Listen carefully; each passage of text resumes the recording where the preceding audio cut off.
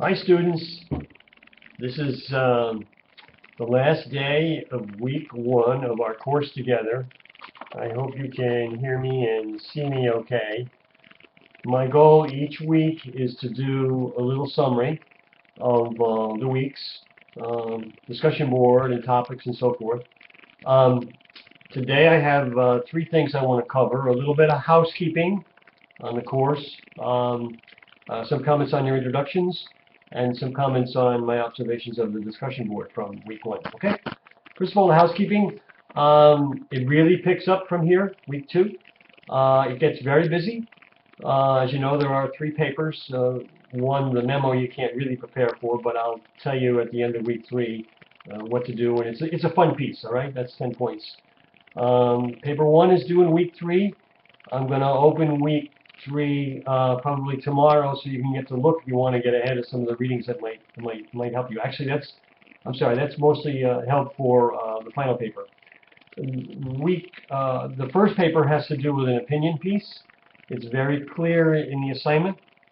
It's based upon a question that you formulate. You start with the question. There's a good example of an opinion piece in the readings this week.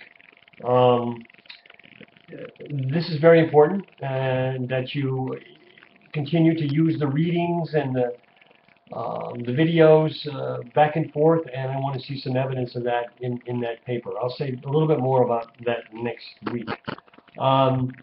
So that's the main thing. In the discussion board, which is 6 points a week starting week 2, please be sure to identify who you're speaking to, from Alicia to Michael, from Michael to Samantha and so forth. So I have some idea, and I read those very carefully, and I start grading them, okay? In terms of the introductions, I thought they were terrific. If you followed along, you may already know that we have some 14 states represented here, from the furthest east being New Hampshire all the way to California. Many of you work in higher education, some in university settings, some in community colleges, some in traditional four-year colleges, and at least 2 or more of you at for-profit colleges, and we're delighted to have you here. Others work in high schools or in other settings where they're hoping to move into higher education. So it's a great, diverse group. And for some of you, this is your last class. I'm delighted that you're in this class with me. And some of you, others of you, you'll be finishing by the summer, and it's great to see you there. So that's really a nice mix. Together, the whole class represents some of the diversity in higher education, and that's what we're about. And together, let's not forget our focus. All things we look at during these 6 weeks has to do with considering the framework of a faculty person. Okay?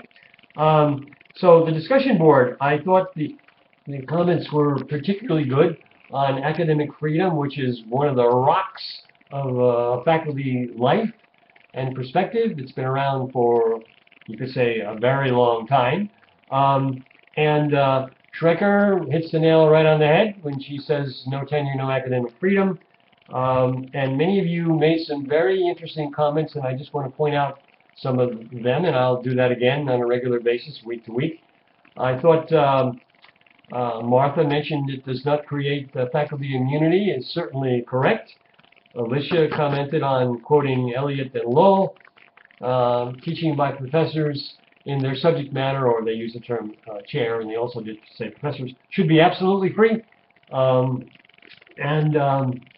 Let's see, Victoria mentioned being an American living in the 21st century. I never grew up thinking I didn't have academic freedom. Wow, that's quite a statement. Caitlin brought us a little bit of a tidbit from the Harvard Crimson. It recently addressed academic freedom by refuting the idea and calling it academic justice instead. The author, Korn, 2014, claims through a variety of examples that some professors use their academic freedom to promote intolerance and racism. There's certainly a case that could be made for that. Alexandra mentioned if faculty members did not have access to academic freedom, we would not continue to learn and grow as students. What a wonderful statement. Thank you.